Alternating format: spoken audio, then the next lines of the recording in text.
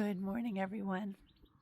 Welcome to the Morning Essence Connection for March the 21st. And it's been a bit sporadic, hasn't it? I am feeling a little bit better today, little teeny incremental steps. And I was just going to leave it, but there was something I was thinking about this morning, and I thought, you know what, I do want to share about just some thoughts and also to see what the inspiration is around it. So some of you might know that I have been dealing with this really bad cough for about 10 days now. Since when it started, about a week ago was when I started to pay attention to it and think that maybe I should, pull back the work a little bit. And it didn't get better at all until Thursday. I went to the doctor and was told that actually there's a throat thing that's happening, but in my right lung was also showing that there was an infection, and so they put me on antibiotics. And Thursday night was really bad, and Friday night was really bad, kind of bad. And sleepless, getting up in the middle of the night to gargle with warm salt water, which is the only thing which provides any relief. And yesterday I pretty much didn't get out of bed. I was lying there this morning thinking, why is this not budging? Why is this after, not budging at all? And all of a sudden I thought, you know what? It's not the throat that's the issue. It's the lungs that are the issue. But you weren't even noticing that anything was going on with the lungs. The only thing that stopped you from continuing to just push yourself, which is what I do, was the fact that your throat was so bad. And I was like, oh, I think the throat was making sure that I stopped enough so that the lungs could get the attention that they needed. And it made me think about the times in my life when what I thought was the worst thing ever ended up being a blessing that,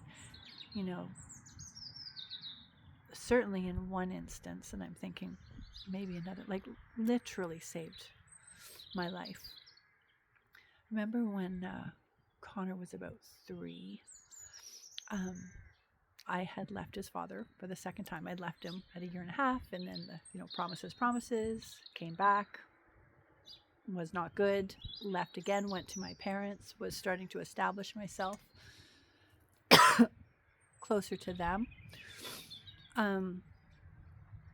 and was requested to bring Connor back to Toronto to raise him in the house in which he was born, be there until he was 18.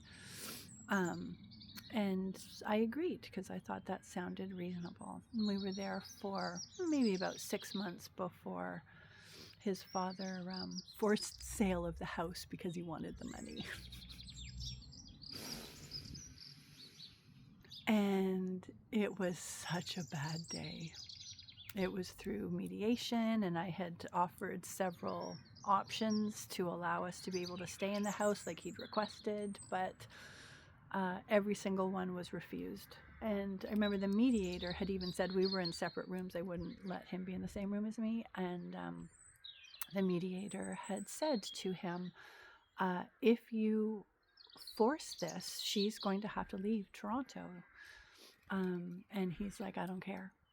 So it was pretty awful. And I remember the feeling of, tower card, just that lightning strike. But I had to go forward with it. And I remember calling the realtor to come in, do the assessment, to see what Oh, the little crows. What the house could be listed for. And when the house inspection came around, they immediately put a cap on the gas. They turned off the gas, and apparently there had been a really slow carbon monoxide leak in the house. The carbon monoxide meter in the basement had malfunctioned. And I do remember at that time, how lethargic Connor and I were. I hadn't really thought much of it, but then, of course, in retrospect, it was like that terrible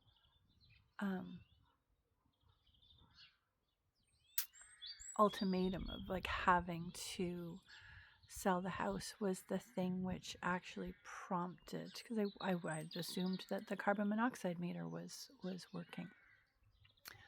So it was such an incredible blessing out of the worst possible thing. And I do think about that often.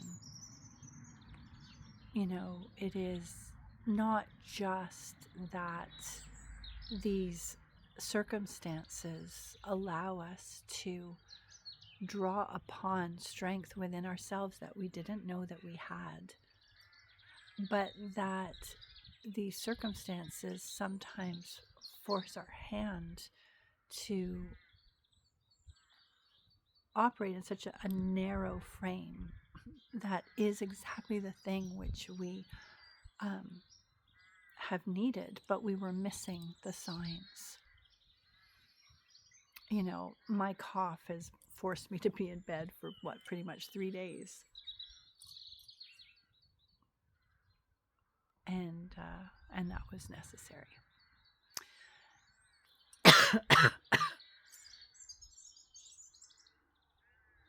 Not to go to a place where we sort of blame ourselves, or because I think there can often be the well-intentioned heart behind trying to keep things going. Staying in a house that's a sick house, staying in a relationship that is clearly over, staying in a job that is taking from your soul rather than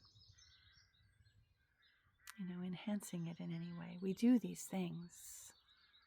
It's understandable, have compassion for ourselves, but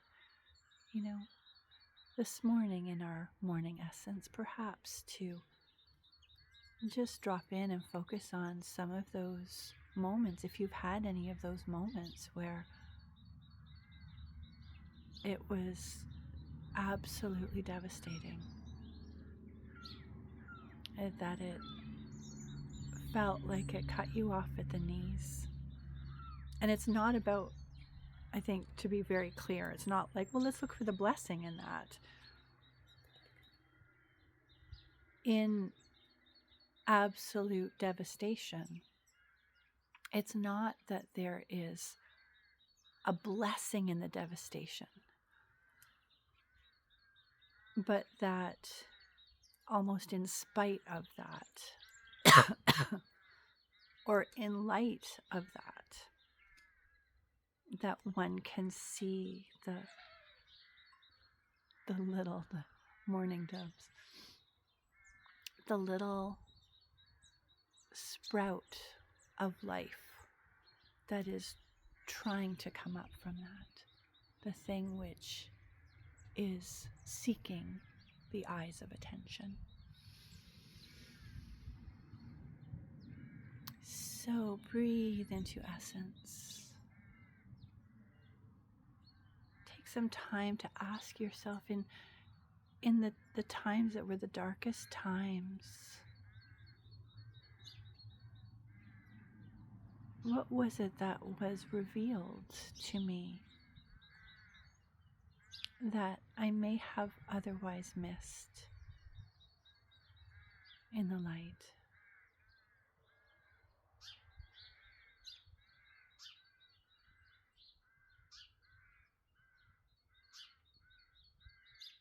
Perhaps it is why these moments of morning essence are so important. Because that's intentionally dropping into that quiet, inner, dark place. Not shadow place, but that soul incubation.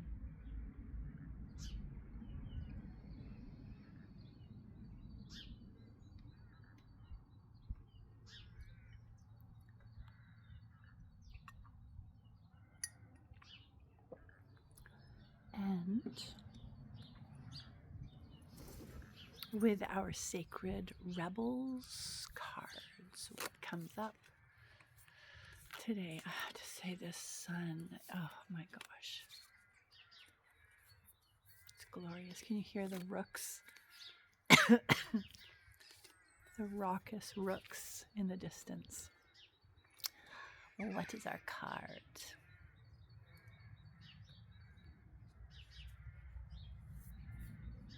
Ah! This is ironical oracles. Focus on the light.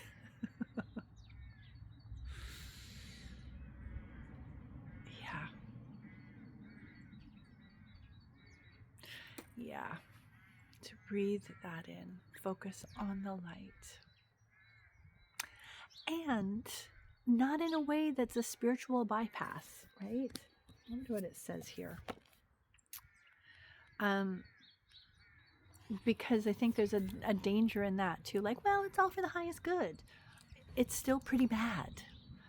And what is awful does need to be addressed and challenged. You know, what happened in that situation with Connor's father, there was nothing okay about that. The fact that it ended up revealing a blessing from, you know, Spirit's hand, fabulous. But the human motivation behind that, not okay. Really not okay. So it says, a tremendous force of light is gathering around you. It is attracted to the purity of your intention to create from your heart. So best to stay focused on pure heart and intentions and just allow all else to happen of its own accord without making anything too personal. It's just letting the workings unfold. And so I think that's sort of that key to be able to see this situation. There's things that are happening in the world right now, not okay. But I keep saying, I think what's happening is that the boil that has been festering for so long has been punctured, and just so much stuff is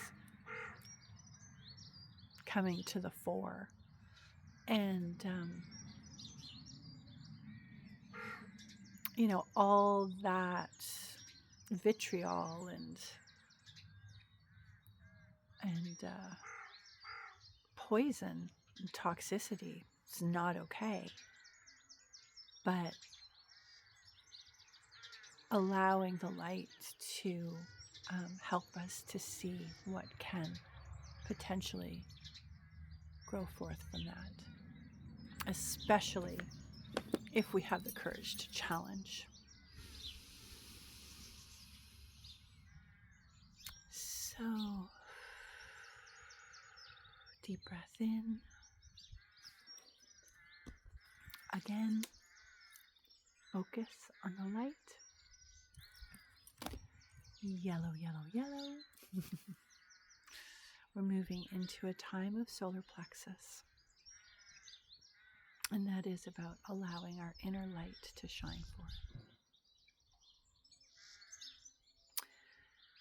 So, thank you for today. I talked a little longer than I normally do. I would love to hear if anybody wants to share insights from some of the sharings from today. And I look forward to, I'm still going to lay low for the next couple of days, but I can already feel like this expansion in my lungs. Wasn't even aware that there was a contraction there. So, looking forward to getting back into the swing of things next week. Blessings to you all. And may you have a magical day.